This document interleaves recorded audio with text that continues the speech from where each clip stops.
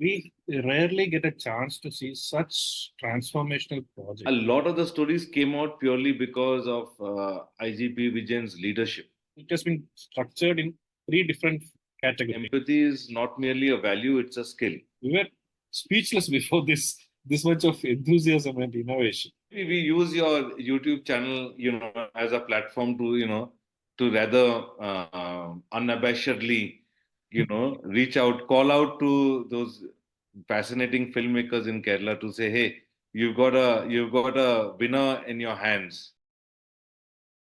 We are here to talk about a wonderful book, Schools That Dream, and Mr. Sashi and Mr. Anand, the authors, are here. We'll get on to, and it's all about stories of student cadets, student police cadet. Maybe we'll start with how you got this idea about collecting these stories. So I think we can start from there. The book has been in making for several years, even before we started writing. And the reason why I say this is because for a long time now, SPC, as a formal project launched around 2000, 2010, 2009, 2010, but it's been, in sort of action much earlier, and for several years, almost a decade in Kerala and then into a national scheme. But the reason why I say it was in the making was because we often heard incredible stories, of SPC cadets that were published in the newspapers, published in the magazines, and especially when IGP Vijayan and his stories, also appeared. There would always be, these sort of footnote elements about the incredible work that SPC cadets were doing. So there were these stories already out there. But I would say, even as reportage, the incredible aspects of the change making that the school children were doing didn't come through. These were all isolated reportage of, cadets doing something great, right?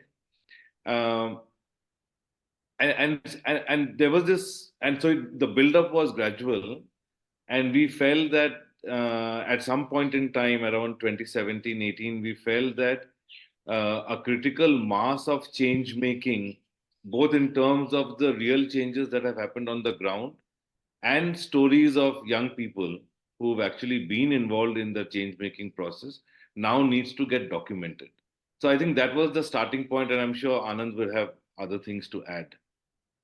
Yeah, sure. Ashish, we both come from a journalistic background. Shashi is one of the leading journalists, investigative journalists. He had been with one of the top institutions, and I have been with the Hindu for long.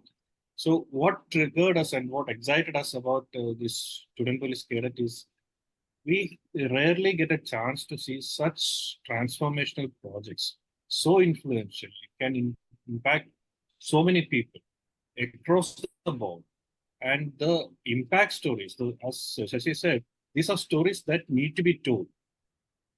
They have to be documented because the scale and the level in which the transformation is happening in SPC was overwhelming for us as reporters, as people who have traveled across Kerala, meeting these people, talking to them. We were overwhelmed by the change that this project, that single project has brought in. And it's not done in a day or so. It has been evolving meticulously. There is a solid scientific background to it. It's not just theory, it's the practical angle, the design, the way it was structured. So when we started working on this book, we were very particular that it should not be just a collection of stories or impact stories of children who have been transformed through the project, but then we need to capture the philosophy and the design of this incredible project. That's how the thought process started, and then we had multiple meetings. We traveled extensive travel across Kerala. So it was a journey for us as well, going through this till 11 stories, but then thousands are out there to be told. So this is just a glimpse of what SPC has made. Yeah. And it's still, I agree with Anand that it's still in terms of its archival value and in terms of learnings, I think the this is just a scratch on the surface. I think there is a much detailed sort of requirement for a detailed study that happened. And often the impact of, at the end of the day, this was a government scheme and now it's become a national scheme of the national government. But if you really look at it, this was, a lot of the stories came out purely because of IGP Vijayan's leadership. Because often you don't get to hear the impact of what's happening on the ground, right? And we started hearing these stories because he institutionalized a mechanism of a weekly call where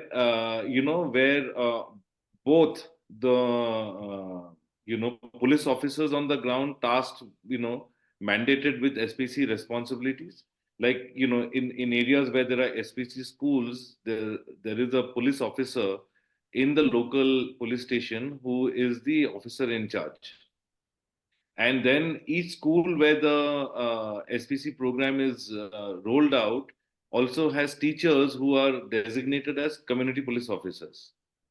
So it is the triangle between the police officers in a police station at a community level, the community police officers who are actually teachers, parents and students. It is this triangle, that has come together because they saw that doing this, is benefiting not only themselves but society at large.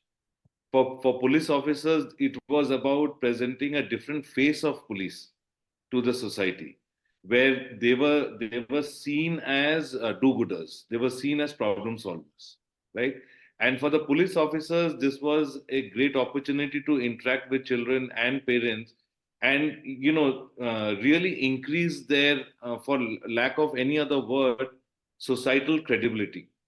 The cred that a police officer got by being the enabler of change making was more than what he or she would have got just by being a police officer, you know and the other way around also, the teachers then got access to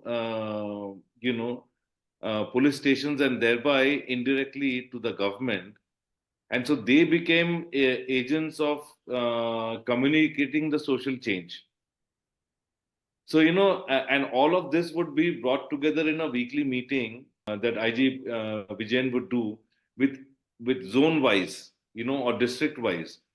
And so the stories would come tumbling out, through that process, saying, oh, this kid has done this, and do you know this kid has done this? And so these stories became validation for everyone that were involved in that process. It created a Venus, which is why a strong mechanism got created amongst those, from the SPC directorate level in Trivandrum to the police stations, in the districts, to the schools and parents. It became one organic fused community that was celebrating their successes, but it was still a large echo chamber. In fact, I was about to ask, as in, so if you could quote any one inspirational element, like, yeah, of course, the fear factor might have, a police station is supposed to be, it's not accessible or it's not like approachable for a normal, citizen. But that would have, like mellowed down a bit in this process. So that could be one. But what if you could, quote any one inspirational element that would be like, so that it will be easily communicating to the people who are listening to this. One more thing that I thought of asking, so that you can answer this together. Like, why, of course, the journalistic background would have tempted you, but then why you thought of a book rather? It could be a documentary, or because the visual media has a lot more, impactful these days. So, what is the reason why you thought of a book to come up with? Fear element or the impact element that Shashi has been explaining is there. Initially, when the SPC project was mooted and it was gathering momentum, the doubt raised was what is the difference between NSS in NCC, a cadet corp like NCC and SPC. See, the basic change that we witnessed during our study, during our inquiry into SPC is that while such programs worked at the individual level, SPC converted the entire ecosystem. It converted the school into a change-making hub because the changes did not start and end with individual students. It as Shashi said, it created an ecosystem which involved the policemen, the teachers, the family of the children, their immediate circle. So that change get permeated across this ecosystem, and it creates, converts the school into a change-making hub. New ideas started coming in. For example, there is a school in Vidura. You will be amazed by the innovative concepts that they have created within themselves, within the school. They have a radio station. They ventured out of the school compound and did some paddy fielding, some fish farming, uh, associating with the local farmers, and ideas they came up on their own, interacting with the local community, and they pursue it in a very disciplined, coordinated manner under the banner of SPC. It's not just about one school; it's about all schools that happen. I'm just quoting examples where the PG Dam, the students, they came together and worked out a system where which this plastic menace could be addressed. So there are incredible stories like that all over Kerala, all over schools where it SPC is being implemented. And the second thing, the question that you asked about the reach or why a book? Because both me and Shashi come from the journalistic background, we are comfortable with writing. And then, you know, the book has been so structured that I told in the earlier question, it's not about documenting incredible success stories or backstories, but we need to capture the design and the philosophy of SPC. For that, we had to refer doctor studies that have been made, done on the SPC, talk to people, document it in properly. So it has been structured in three different categories. Like first is the philosophy, design, and how this triangle of parent, policeman, students are formed in a theoretical manner. That's the first part. The second part comprises of the impact stories, the 11 impact stories from across Kerala. And the third part is how people, renowned people, famous people, have evaluated this project from outside. So these are the three components. I don't think we have a documentary structure to include all this. Shashi. You know, the Vidura school example that Anand was talking about, one must also add the role that teachers felt inspired to, see themselves as very different from a traditional teacher in a classroom, blackboard, students, that format. So Anwar teacher, for example, in Vidura school, if I'm not mistaken, Anand, it's Anwar teacher's initiative, also played a big role, in this. For instance, the things that Anand was talking about, to understand what you're studying in a classroom and then to implement that on the ground, let's say via farming. I think it was in Vidura school itself where they spoke to the look and look at the community level collaboration, right?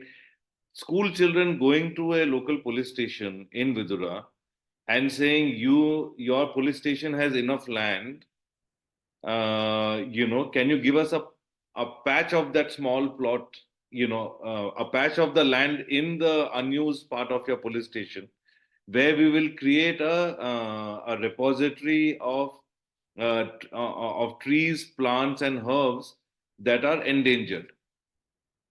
They didn't only do that; they planted those trees, and then they created almost like a biodiversity park where each tree is QR coded.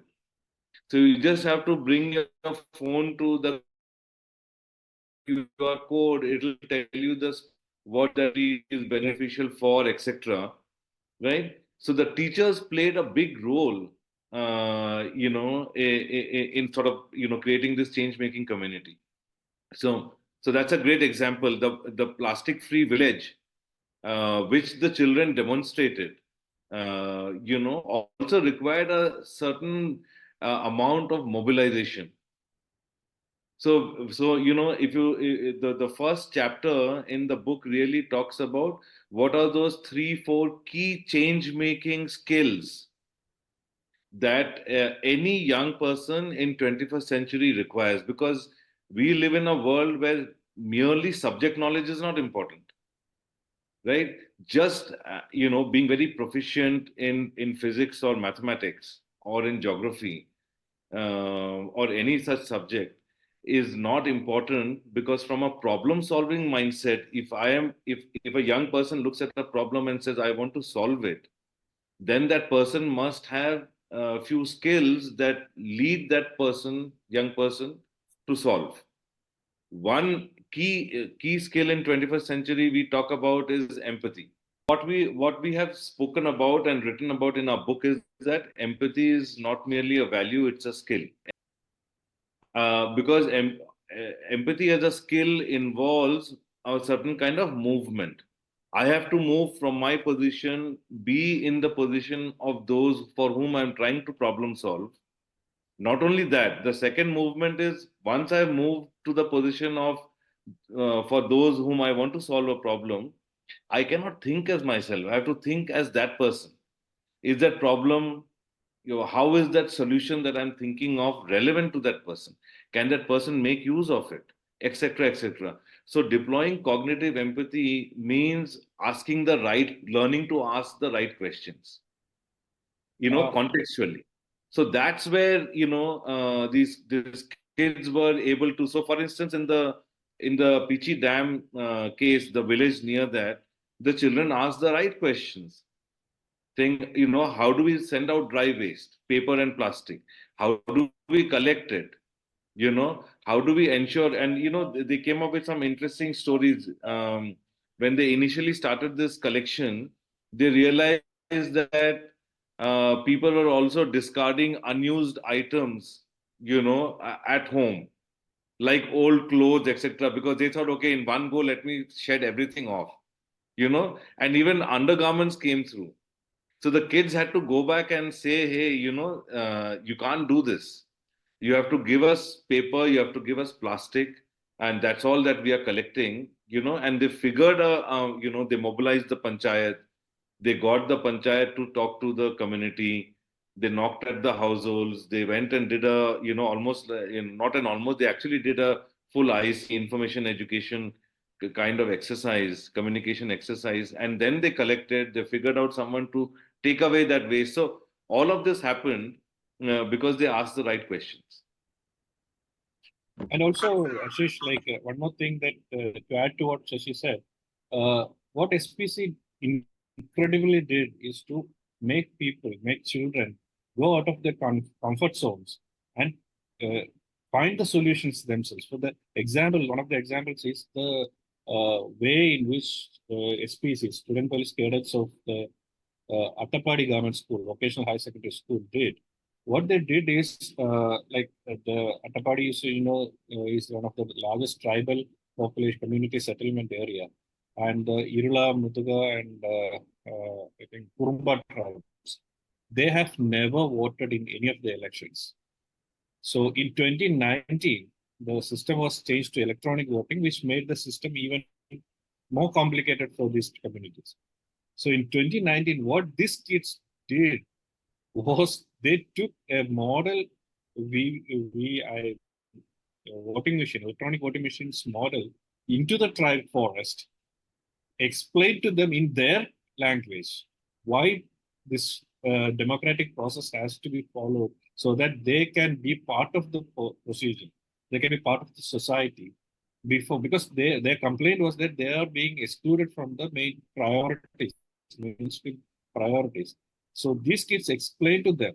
So we were amazed by the clarity of thought these children had. One girl was there, Rajeshwari.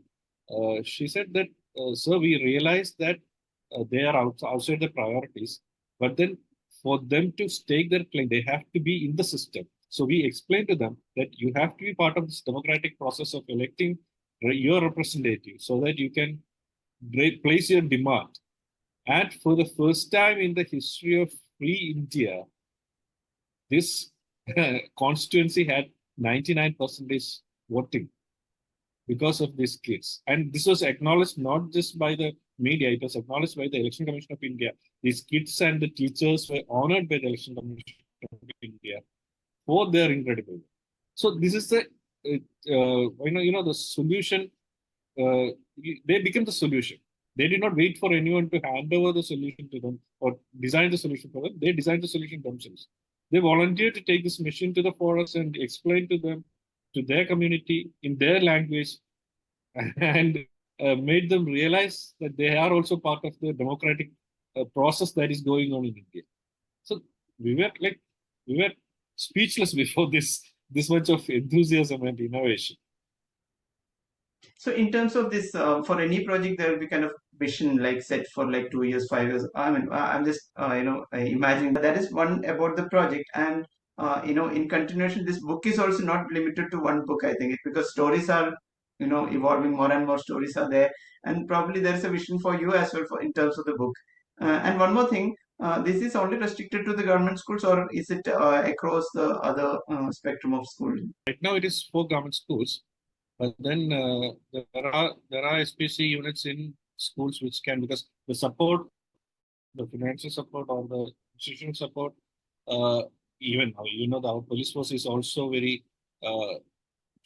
resource limited. So by expanding it widely is not possible for the government. Now, but now we have in Kerala more than 1,000 SPC schools, and across India there are 13,000 schools that have SPC, and states like Punjab and Rajasthan, Gujarat, they're all coming out in big way. So we are at the transition phase. Maybe we will see more of SPC. And as for following up this book, Shashi, there are stories to be told, definitely. Yeah, I mean, see, couple of points there. I mean, there are lots of stories to be told, Ashish.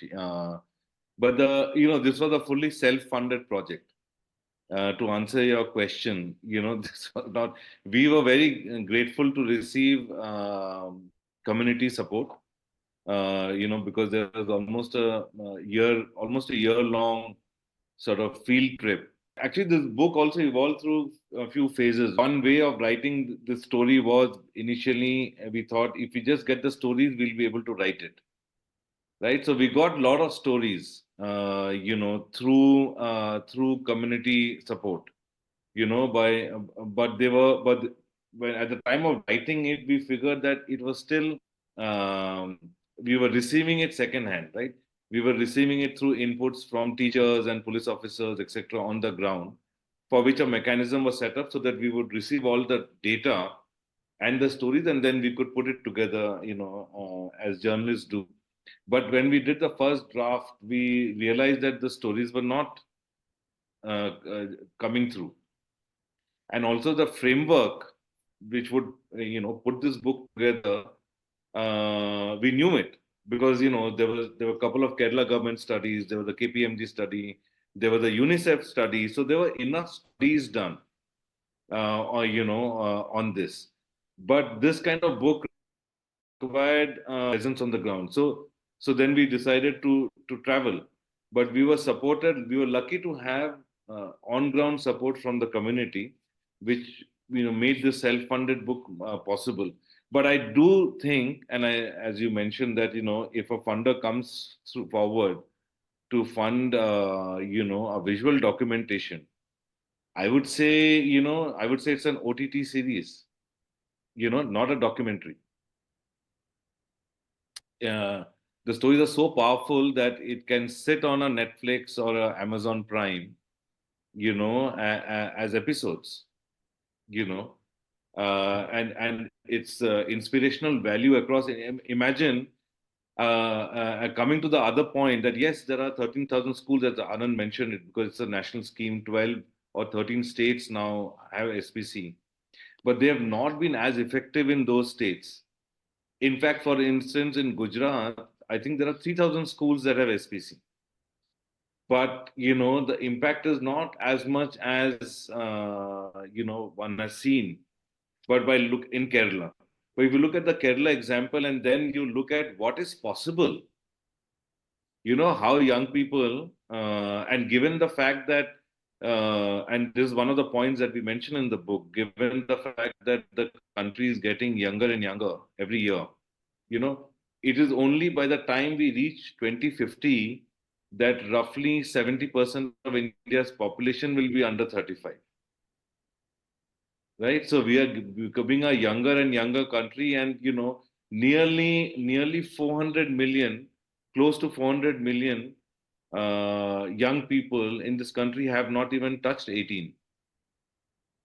In a country of 1.4 billion, right? The large numbers. So one of the things that IG Vijayan would keep saying is that there must be a way in which this demographic dividend should be and must be harnessed. Not doing so will create a chaos, a demographic chaos, with lots of young people who are rudderless and not knowing how to be productive and contributive to the country's growth and development. So SPC that way is a great model which showcases when young people are provided an ecosystem where they can take initiative, then what comes out of it is a better societal space. So we would love to do, like you said, and maybe your YouTube channel may reach some funders. Who knows? But this is not. This is not. These are real life stories of inspiring people that needs to get out there, as you rightly pointed out, in the visual medium. And I think there is enough talent, going by the kind of stuff that's coming from Kerala on the OTT platforms. This is a great storytelling initiative and will inspire young people not only in India but across the world. I was just recalling as you were talking about the initiatives and the problem solving thing. I was talking to one of my friends while I was in Bangalore. He had his schooling in a government school, so it's not about the difference. Okay, so what I was saying is that they from primary level they are problem solvers. Like when they had a problem with the taps, water taps.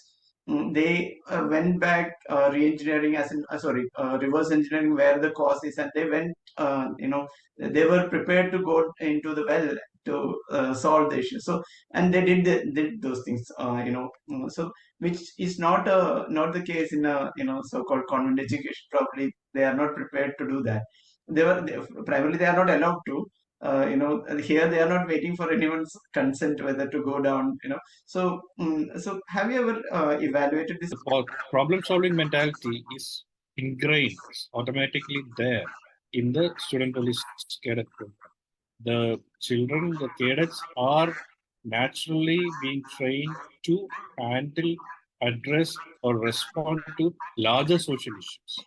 Because the basic premise on which student police cadets started was to create a citizenry that abides law by choice, or they respects and honors the law. But then, as it evolved, it went beyond, far beyond that, and they started creating a very positive environment, social environment, where issues when pop up, they are ready to face it and they are ready to challenge it, or they find a solution, not just shy away from it, or not just wait for somebody to give you a solution. They are they are prepared to find a solution. For example, when COVID struck, these people, you won't believe, when the lockdown happened, there was a shortage of blood in the blood banks. The people could not go out of their homes and donate blood. So when it came to the point, came as a discussion among the social student police cadet communities, in a week or so, these kids contacted their circles and created a data bank of 4 lakh donors who are ready to go to the hospital at the shortest notice. You won't believe this. This is the drive they instill to the student police cadet, and this is the drive they pass on to their community. Right. So that level of impact is unimaginable. That has never happened in our society. So that's why the student police cadet, which was designed by IGP Vijay, is treading a new path, a new trend in the social intervention by a government body, isn't it, Shashi? Absolutely, absolutely. And the see one of the things this is illustrating, Ashish, is that young people anywhere, if allowed to take initiative, will problem solve Yeah. because they are naturally curious, naturally inquisitive, etc. And the kind of example that you narrated. Now imagine, but but that's isolated. Yeah. As in, there might be some who take, there might be some who, because of social conditioning at home, may not see it as their, want to take initiative, etc. But what really happens is when at a system level, an enablement is made, Yeah. where the young people are basically requisitioned to say, "You're in charge. Now, what will you do?" And a great story of that is Fatima's story, Mhm. right, from the great floods in 2018. And incidentally, Fatima's story has been, the excerpt has been published in Scroll recently. It's an incredible story of both great determination and the point that Anand was making about training yourself to respond to a situation where you not only intuitively and instinctively, but you see yourself as a duty bearing citizen and therefore having a responsibility to act. Yeah. That is a muscle, that is a initiative muscle or a change making muscle that is built into the sort of into one's own consciousness through this program. So her story is her house was washed away. Her, next door family, so there were cousins and, all of them living together. Even that house got washed away. One of her cousins got washed away, right? And they ran into the jungles to the higher reaches Mhm. during this. And I think this was in Wayanad, if I'm not mistaken, Anand. Yeah, it's in Maypadi. Nepadi, yeah. And, and she says, I spent the whole night out in the open, in the forest, under the tree cover. It was still raining. Next day, any other child who, or a young person who would not have been engaged in this citizenship responsibility that as a citizen I need to respond, would have stayed where they have because Yeah. there was a grave danger. Not only that they've lost the house, they've lost a family member, but she trekked back to the school, right? And then got into her uniform because uniforms are kept in the school because Students. she instinctively knew that the service of SPC students will be required. How did she know? She knew because the program trained her to be a first responder. And how does she know I have to be? Because the citizenship duty, the duty bearing responsibility of a young person. Now imagine what will happen to this country if every young person is imbibed with this, inspiration of serving, of problem solving. We'll be a different country in 10 years. Misria came back and found that her school was a relief camp where all the people who lost their house were putting up in the classrooms. And she did not think twice to put on the uniform and be at service. Her family is also in one of the classrooms. So that's the spirit that the spirit of citizenry that being inculcated to the parents. And it's as Shashi said, it's a series that can be explored. It's nothing short of it. There is no paucity or shortage of drama in any of the stories that we have said. For example, there is one story of a girl called Surya who could identify one of the Naxalite leader who came to their hamlet in the night. So she identified that lady and they had to leave. And so she could stand up before them and look into their eyes and say, "Are you not this person?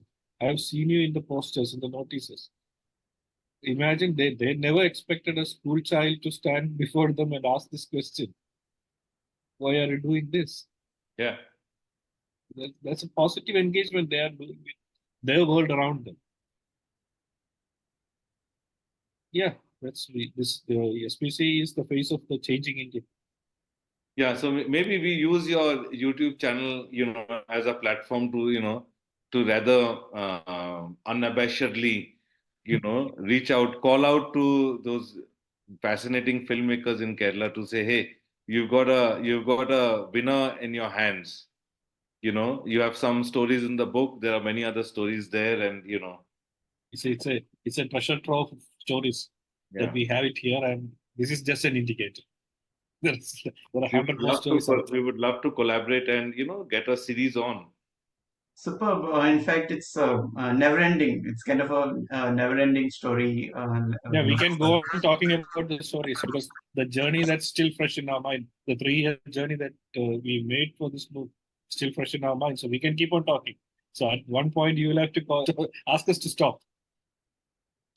Thank you so much. It was Thank you. Thank you, wonderful Ashish. listening to both of you on a Sunday, and wish you all the best. Thank you, Ashish. Thank you. Ashish.